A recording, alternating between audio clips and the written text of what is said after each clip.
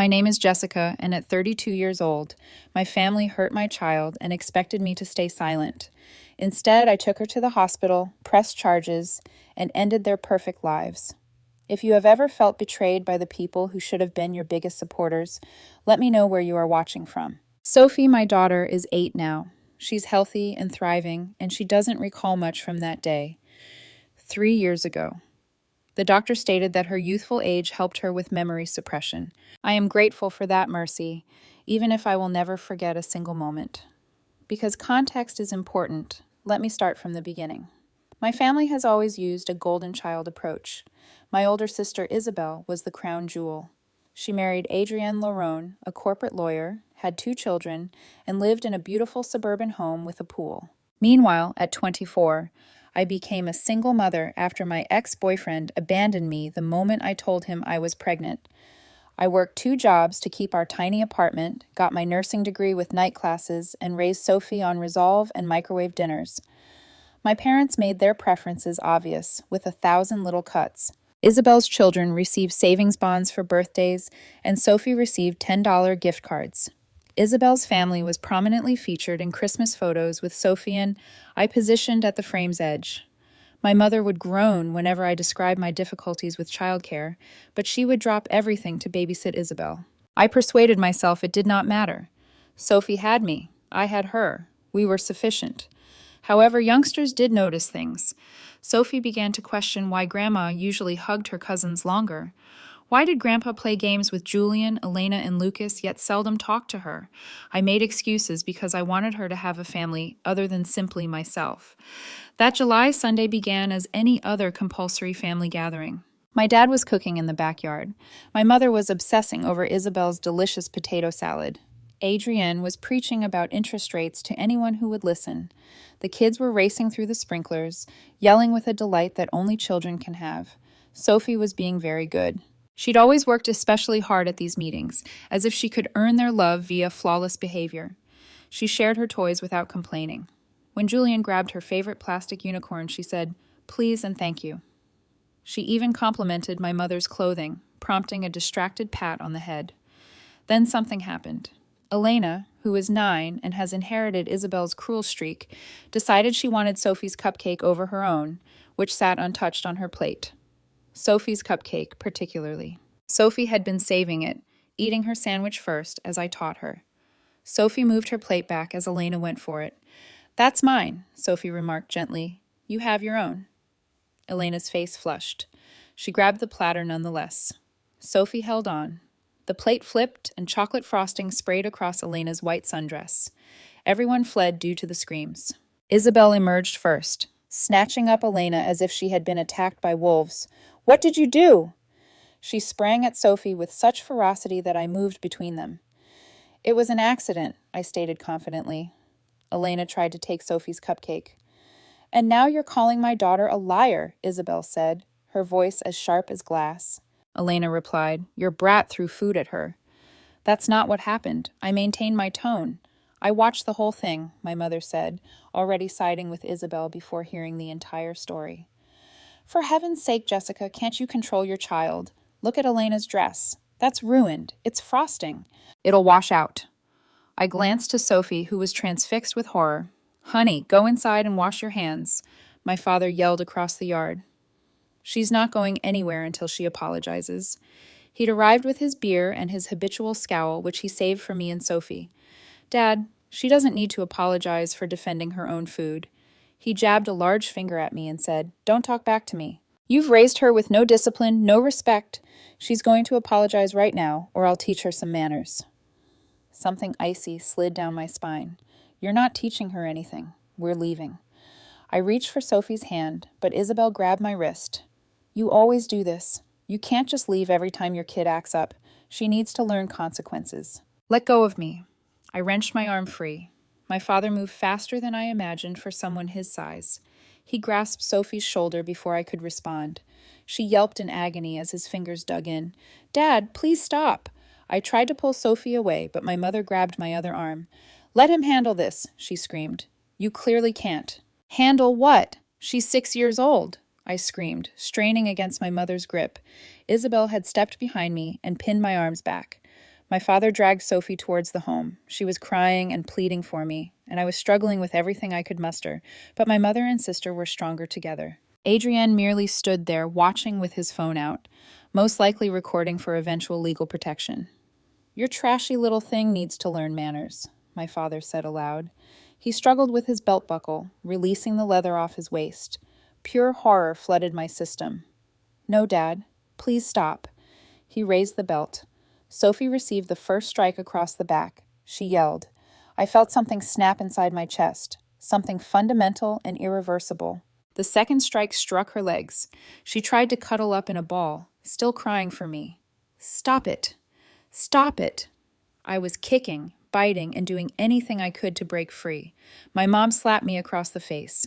"Be quiet. You're making things worse." This was the third strike. The fourth. Sophie's cries were becoming weaker. The fifth strike hit her across the shoulders. She collapsed. The strikes landed on her petite form, and she fell silent. Complete silence. "Great work, Dad." Isabel's voice was full of admiration. She released my arms as if it were a routine Tuesday afternoon. "Now she won't disobey my kids." My parents crowded around Isabel as if she had spoken something meaningful. My father was breathing heavily as he buckled his belt again. My mother was already brushing Isabel's hair, muttering about how they'd never injure her angels, and how they knew how to raise children correctly. I stood there free finally, with my entire body shaking. Sophie was not moving. She was laying on the grass like a broken doll, her small sundress tattered and crimson stains spreading throughout her body. My mother looked to me with winter-like eyes. "Pick her up and get out. You've messed up our relationship with your sister's family. Never step foot in this house again." I moved forward on legs that did not feel connected to my body. I crouched beside Sophie and grabbed her in my arms. She was breathing, albeit in short breaths. Her eyes were closed. She had a cut on her forehead from where she had fallen. I rose up, clutching my kid, and looked at each of them individually. My father is still smirking. Isabel is already scrolling on her phone. My mother remained stone-faced and unyielding. Adrien tucks his phone aside. Elena, Julian, and Lucas watched from the porch as if this were entertainment. I didn't say anything.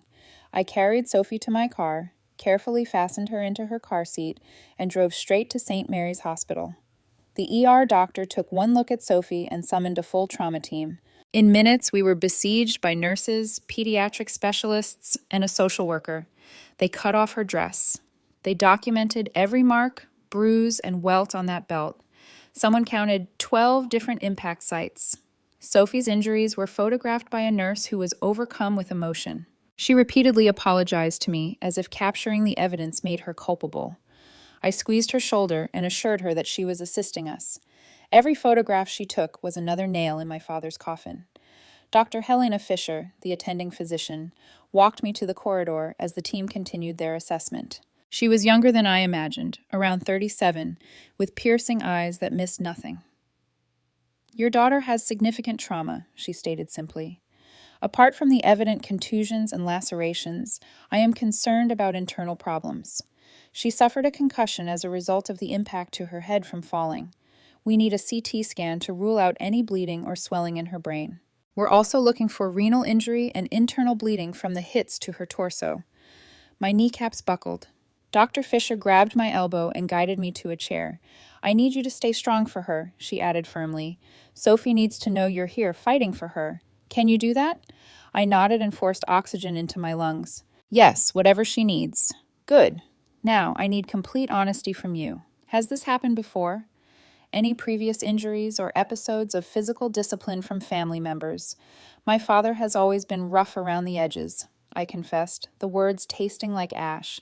He would sometimes hold Sophie's arm too firmly or snap at her in an overly aggressive manner, but he had never hit her before. I swear if I had known he was capable of this, I would not have brought her there. Dr. Fisher took notes on her iPad. "The social worker will require this information. I'm required to report suspected child abuse, and this goes beyond suspicion. This was documented, photographed, and observed. The authorities will become involved whether you want them to or not." "I want them involved," I declared vehemently. "I want everyone involved. I want him arrested and prosecuted, and I want everyone to know what he did to my baby." Something changed in Dr. Fisher's expression, perhaps respect or recognition for a mother's finally unleashed rage. Then we'll make sure you have everything you need to make that happen." Sophie awoke as they were examining her. She was bewildered and in pain when she called for me. I held her hand while they worked, murmuring that she was secure now, that I had her, and that no one would ever harm her again. The social worker pulled me aside. Her name was Annalise Weber, and her eyes were compassionate, but had plainly seen too much. "I need you to tell me exactly what happened." So I did. Every detail, word, and moment. I was held back while my father beat my 6-year-old daughter for refusing to give up her cupcake. "We're calling the cops," Annalise explained. "This constitutes terrible child abuse. Your daughter has a concussion, several contusions, and perhaps internal bruising. She is being admitted overnight for observation." The police arrived an hour later. 2 detectives, Amelia Novak and Daniel Petrovich. I recounted the story again. They recorded notes, images of Sophie's injuries, and my statement. They asked if anyone else had seen it. "My whole family watched," I answered hollowly. My mother and sister were holding me back. My brother-in-law, Adrian Lerone, recorded some of it on his phone. Detective Novak's expression darkened. "Well, need his phone." Detective Petrovich leaned forward, his voice calm yet demanding. "Jessica, please walk me through the timeline again. Every detail matters to the prosecution. Begin from the moment you arrived at the residence." So, I did it again. The cupcake, Elena's outburst, Isabel's quick defense of her daughter without seeking questions. My father escalated his verbal threats to physical assault. My mother and sister forcibly restrained me. Adrian Laurent is standing there with his phone out like a spectator at a sporting event. "You said your mother slapped you," Detective Novak observed. "That is assault. We'll be charging her as well." "I don't care about me," I said. "I care about Sophie. I don't mind that they restrained me and forced me to watch him beat her unconscious." "We care about everything," Detective Petrovich informed me. "Every charge we can make stick is another guarantee that this will not happen again." Your brother-in-law, Adrian Laurent, recorded this. He mumbled something about documenting the discipline that was taking place. I believe he hoped it would provide some protection for them, prove they were only correcting poor conduct. Detective Novak and Petrovich exchanged looks. "People always think they're smarter than they are," Petrovich complained. "The video will either exonerate or convict them." "According on what you've told us, I'm betting on the latter." They visited my parents' place that night. My father was arrested for criminal child abuse. My mother and Isabel were arrested for restricting me and serving as accomplices. Adrien Laurent turned over his phone after detectives informed him that deleting evidence was a crime. The footage was damning. My father beat a kindergartner while 2 women held back the screaming mother, all on video. Adrien Laurent stated that he had filmed it expressly to demonstrate that punishment was taking place. He believed it would provide legal protection for them. Instead, it determined their fate. The next morning, Detective Novak returned to the hospital to give me an update. She sat by Sophie's bed, fatigued but grimly content. "We watched the video," she whispered quietly, aware of Sophie sleeping nearby. "All of it. 52 seconds of footage that will plague me throughout my career. Your father's lawyer is already attempting to spin it as appropriate discipline. That went too far, but the prosecutor isn't buying it. We're going for the maximum charge." "What does that mean?" My voice was from crying, rage, and exhaustion. "Felonious child abuse resulting in serious bodily damage. If convicted, he faces a sentence ranging from 6 to 14 years. Your mother and sister have been charged with felony child abuse, assault, and false imprisonment for detaining you. Adrian faces false imprisonment and possible obstruction depending on what he does with that footage. He has already given you his phone."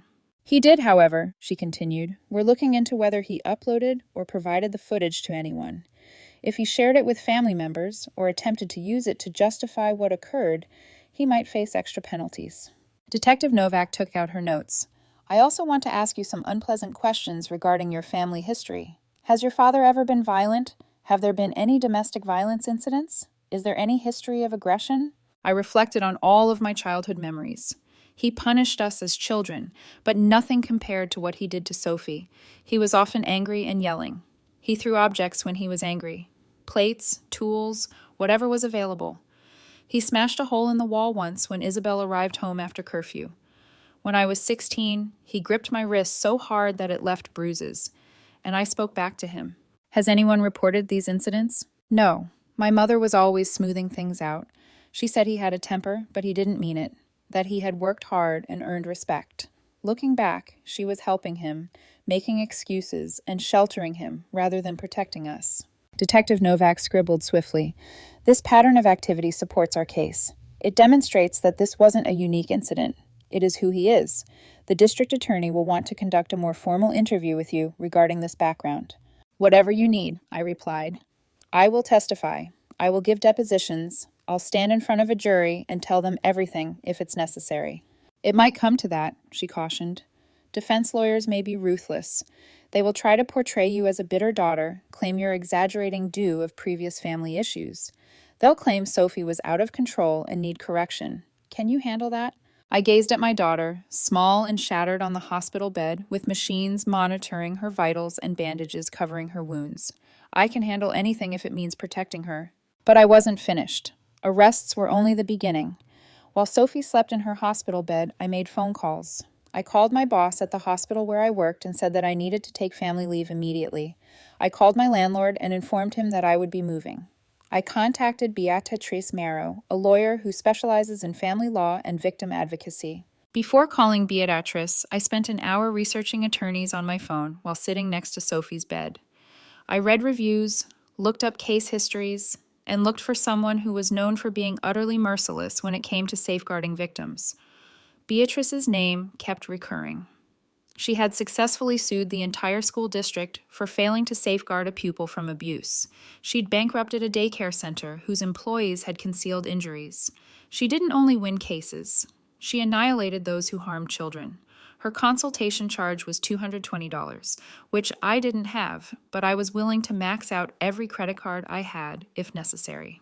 Beatrice and I met at the hospital the next morning. She examined everything, including the video Adrienne had taken. Her face remained professional, but I noticed her hands shaking when the fifth strike struck. I'm taking your case pro bono, she explained, and I'm going to make sure they pay for this in every possible way. Beatrice was in her early 60s, with silver hair, tucked into a tight bun, and eyes that would likely make seasoned judges uneasy. She wore a navy suit that exuded expertise and carried a leather briefcase that appeared older than I was. Pro bono, I repeated, convinced I had misheard, but your consultation fee alone is waived along with everything else. She placed her briefcase on the little table in Sophie's hospital room and took out a yellow legal paper and 3 pencils. I run a very successful practice, Jessica. I take cases like yours when they matter, and I don't charge for them because money isn't the most essential factor in these situations. What matters is justice. What important is that your daughter is safe and that those who mistreated her understand they chose the wrong family to victimize. Tears welled in my eyes. Since arriving at the hospital, I'd been making mental calculations about how high my medical expenses would be, how I'd afford an attorney, whether I'd need to take out loans or file for bankruptcy. The relief of having someone knowledgeable on my side for free almost broke me. Thank you, I muttered. Do not thank me yet. What comes next won't be easy, Beatrix said, clicking her pen. The criminal case is moving forward, which is wonderful, but I'm going to file a civil suit in which they will lose everything they own. Your parents, sister, and their husbands. We're chasing all of their assets, including their property and retirement accounts.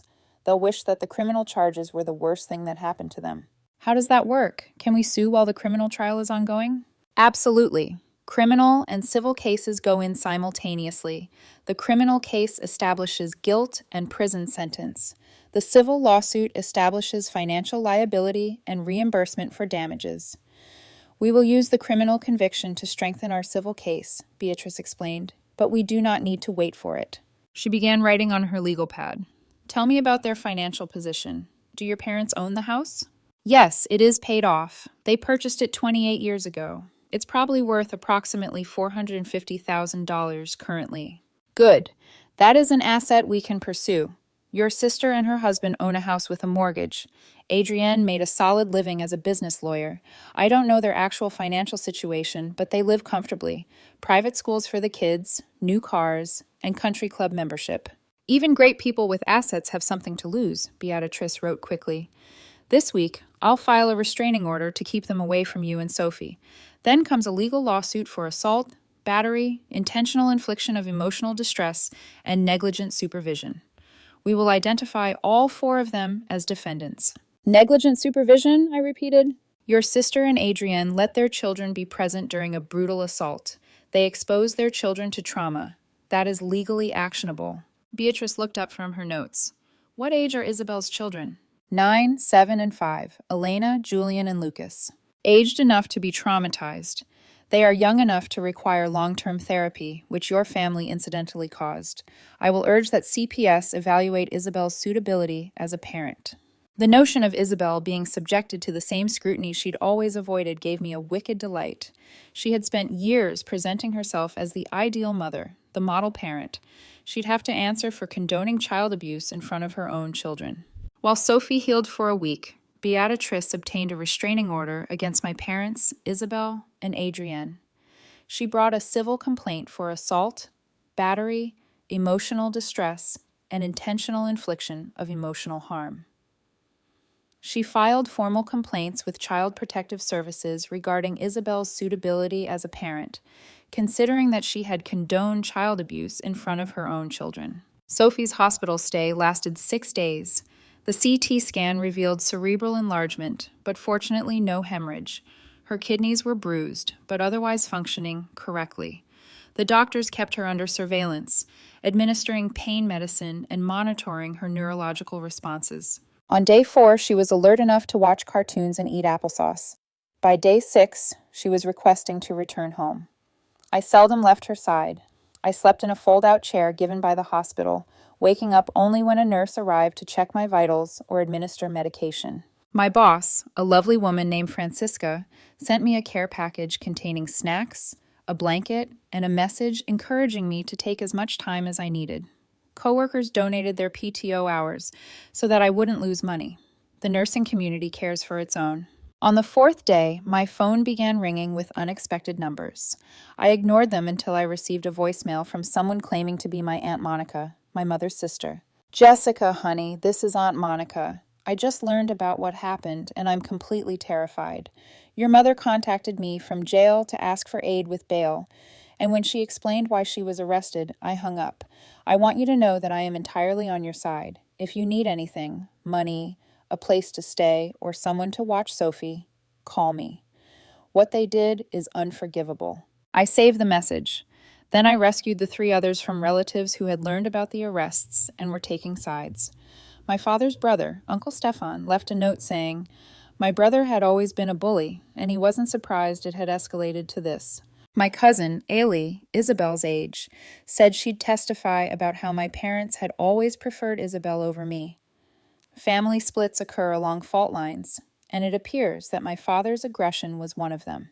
The restraining order was granted immediately. My parents, Isabel, and Adrienne were not allowed to come within 500 feet of me or Sophie. The hearing for the restraining order took place without me present.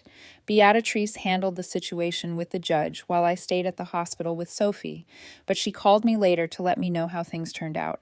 The judge took one look at the medical records and photos and granted a 6-year restraining order, Beatrice informed me. He said, and I quote, "Anyone who beats a 6-year-old unconscious has forfeited their right to family contact. Your father's attorney tried to argue it was an overreaction, and the judge threatened him with contempt." 6 years? That was longer than I had hoped. It could be extended if needed. Restraining orders are frequently issued in cases involving child abuse. But here's the interesting bit. Adrienne's law firm dismissed him this morning. Apparently having an attorney prosecuted for false detention is terrible for their reputation. Who knew? Beatrice's voice was filled with sarcasm. They've already fired him. The trial hasn't even started. Morality clauses in job contracts are lovely things. His firm includes a rule concerning how an attorney should conduct themselves.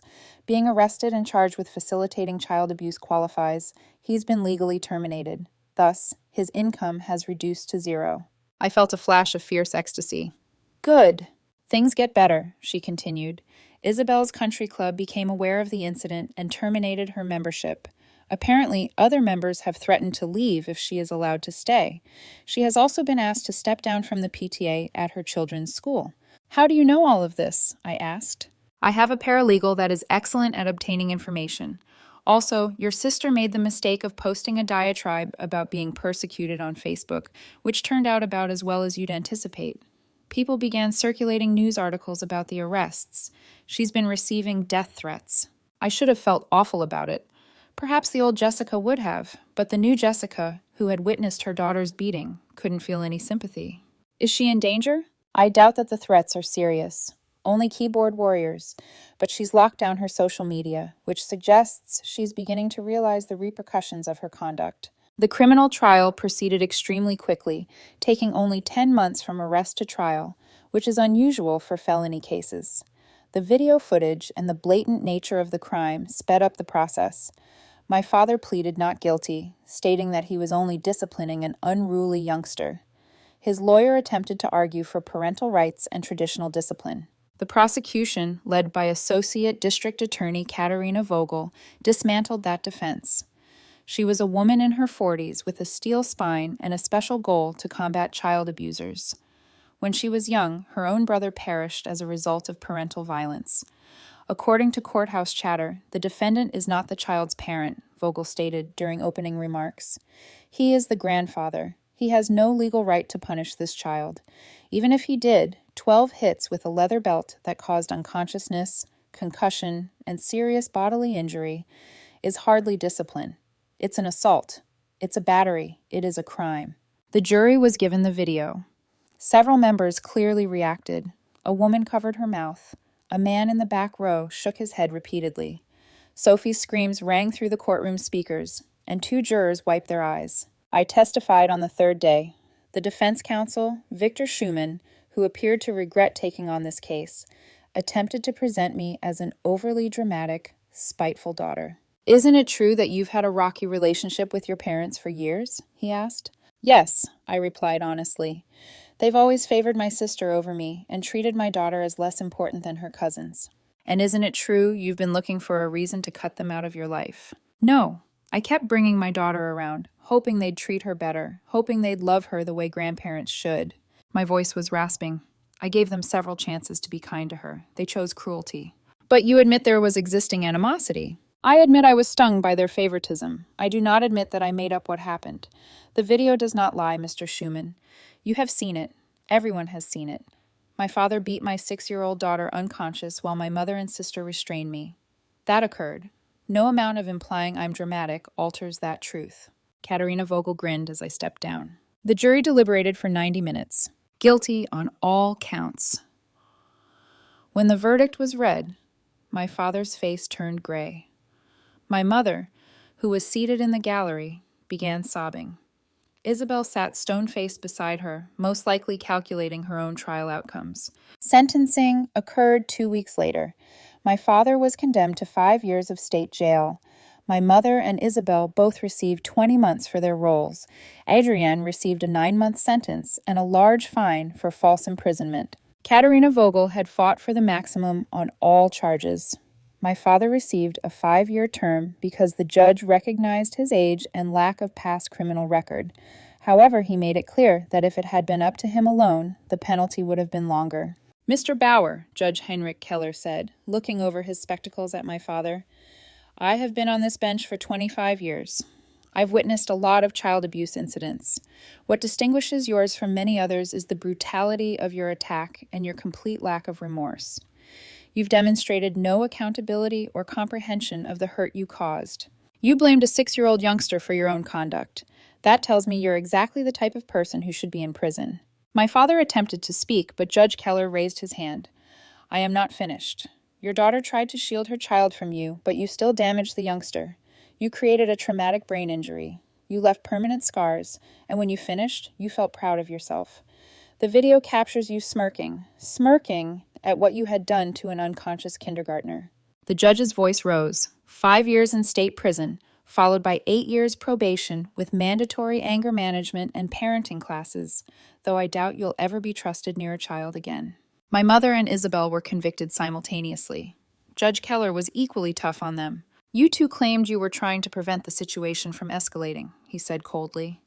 But the evidence indicates that you were active participants. Mrs. Bauer, you hit your own daughter when she asked you to stop her father from hurting her child. Miss Isabel Laurent, you praised the assault. You praised it. That kind of brutality toward your own niece is unbelievable. Isabel's counsel attempted to plead for leniency on the grounds that she had young children who needed her. Judge Keller remained unmoved. Your children saw you facilitate and praise child abuse. That is exactly why Child Protective Services is involved in your case. Perhaps 20 months in jail will allow you to think on the example you've set for them. Adrienne's sentence was almost anticlimactic. 9 months for false imprisonment with a $60,000 fine. It rendered him pale. His public defender attempted to explain that he was simply a bystander who made the wrong decision to video rather than intervene. He was a bystander who chose documentation over decency, Judge Keller replied sharply. As a lawyer, he knew better. As a human being, he ought to have known better. 9 months. But prison time was insufficient for me. I wanted them to feel the same sense of grief I did when seeing my daughter beaten unconscious. Beatrice was an expert at financial warfare. She went for everything. The civil trial started 6 months after the criminal convictions. By then, my parents had virtually depleted their resources on legal bills. They had taken out a second mortgage on their property, which had been paid off for many years, to pay for my father's defense attorney. Isabel and Adrienne. Lerone had drained their joint accounts, sold Adrienne's high-end automobile, and were late on their mortgage payments. Beatrice sensed blood in the water. Here's what we're asking for, she stated at a strategy meeting. Medical expenses for Sophie, past, present, and future. This includes her hospitalization, continued therapy, and any specialists she may require. We estimate $220,000 in medical costs over the next 12 years. $220,000, I repeated, my mouth suddenly dry. A conservative estimate, Beatrice said. Trauma therapy is not cheap, and Sophie will require it far into her adolescence, if not longer. Then we ask for anguish and misery. Your and Sophie's missed salaries, both past and prospective, have had an impact on your job advancement. Emotional grief and punitive penalties to punish them for their behavior. How much total? I asked. I am seeking $2.5 million. I hope to receive between $700,000 and $1.1 million, depending on the verdict. $2.5 million, I murmured. The figure was staggering. They do not have $2.5 million, Beatrice said calmly, but they have assets that we can seize. Your parents' house, retirement funds, and any savings or investments.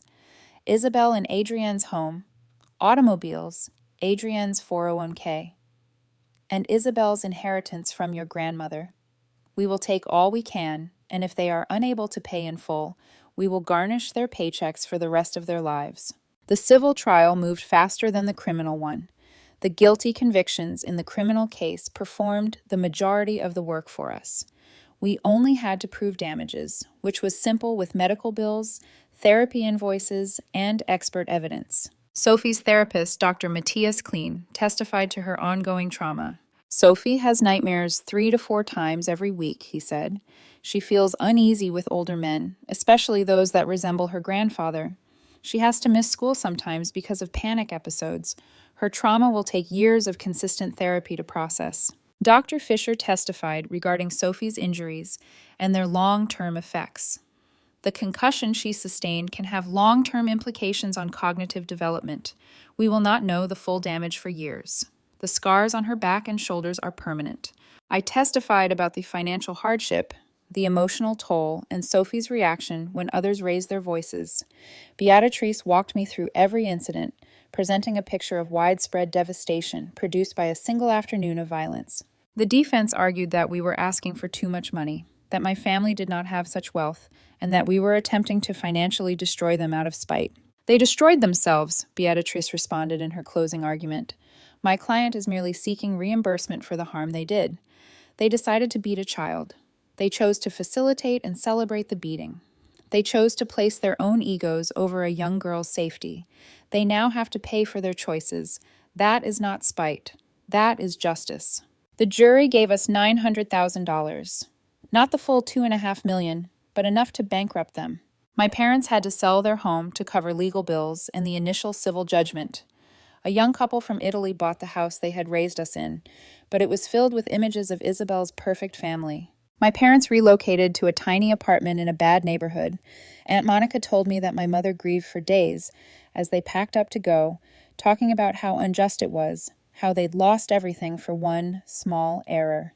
Aunt Monica explained that beating a child unconscious was not a mistake. It was a decision. My mother stopped calling her after that. The house sold for $475,000. After paying off their second mortgage for legal bills, court costs, and the realtor, they contributed around $200,000 to the judgment. The remainder of my parents' payment came from liquidating my father's 401k, which had approximately $280,000, and my mother's IRA, which held about $15,000. My parents paid for the judgment with their home and retirement assets, totaling about $585,000. Isabel and Adrienne Larone were responsible for the remaining $315,000. Their home went into foreclosure, but before the bank repossessed it, they negotiated a short sale that left them with approximately $48,000 after their mortgage was paid. Adrienne's 401k held $92,000. Isabel's inheritance from my grandmother was $72,000, which she kept in a separate investment account. Their automobiles, jewelry, and other possessions were liquidated for an additional $28,000. They were able to raise approximately $240,000, leaving them with an outstanding balance of $35,000, which would be deducted from any future earnings. Their retirement, security, and carefully crafted existence had all been destroyed. Isabel's life collapsed spectacularly.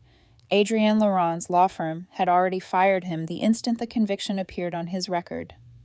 No law firm wants an attorney with a criminal history for false imprisonment. He was unable to find work in the legal field. They had to withdraw their children from private school. The luxury home went into foreclosure. The foreclosure happened quickly. Without Adrienne's income and growing legal fees, they missed 3 mortgage payments in a row. The bank began action. They attempted to sell before the foreclosure would affect their credit, but houses take time to sell, and they were out of time. I heard more from Adrienne's younger brother, Nicholas, who came out to apologize on his family's behalf. Nicholas had always been decent. He'd actually spoken out at a family gathering once when my father was being really harsh with Sophie, and he'd received a lecture about minding his own business.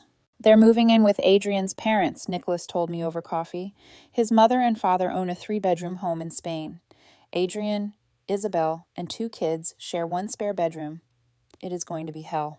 They made their own choices, I remarked without sympathy. I understand. I simply wanted you to know that not everyone in the family believes you are wrong. What they did to Sophie was horrific. Adrienne should have stopped it. Instead, he shot it like a sociopath. Nicholas testified at the civil trial, discussing Adrienne's inclination to prioritize his personal interests over ethics, as well as Isabel's history of condoning unethical behavior in order to maintain her place as the favorite child.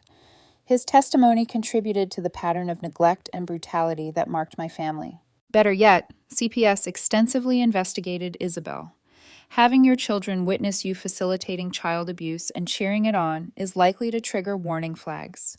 Her children were temporarily placed with Adrienne's parents while she completed mandated parenting lessons and a psychological evaluation. Mutual acquaintances told me about the glances she received around town, the gossip, and the ostracism from her country club connections. The civil litigation was a masterpiece. Beatrice went for everything, even my parents' retirement funds, and Isabel and Adrienne Laurent's residual possessions.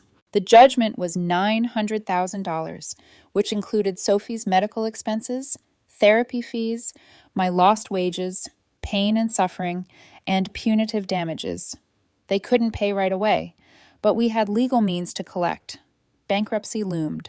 My mother had to return to work at the age of 62, this time as a clerk at a budget store. My father would leave prison and return home with little. Isabel and Adrienne Laurent's marriage disintegrated due to financial pressure. They filed for divorce 9 months after their trial. I took Sophie and relocated 3 hours away to a smaller city where I'd been offered a position at a better hospital with superior benefits. We made a fresh start. New housing, new schools, fresh beginnings. Sophie started therapy with Dr. Matthias Klein, a wonderful child psychologist who specializes in trauma healing. Sophie healed slowly and gently. The nightmares occurred less regularly. She smiled and played again. She made acquaintances at her new school who had no idea what had happened. She joined a soccer squad. She laughed as I tickled her. She was still my Sophie, only with some wounds that could never fade. My mother contacted me from an unknown number one day around 2 years later. I had banned all of their contacts, but she had become clever. "Jessica," she said when I answered. Her voice sounded elderly and worn down. Please, we need to talk. We have nothing to discuss. Your father is getting out in 2 years. We have nothing left. Isabel's marriage is over. Her children barely talk to her. Can't we find a way to get past this? I didn't feel anything while responding. You held me down while your husband was beating my daughter unconscious. You instructed me to pick her up and leave. You prioritize Isabel over your granddaughter's safety. There is no getting around that. Is she fine now? Children are resilient. We have lost everything, Jessica. Everything. Do you have any compassion? Sophie has scars on her back that will never fade. She has nightmares in which she reaches out for me, but I can't reach her because you and Isabel are holding me back. She cringes when outsiders raise their voices. But sure, she is alive and recovering, which is more than you deserve.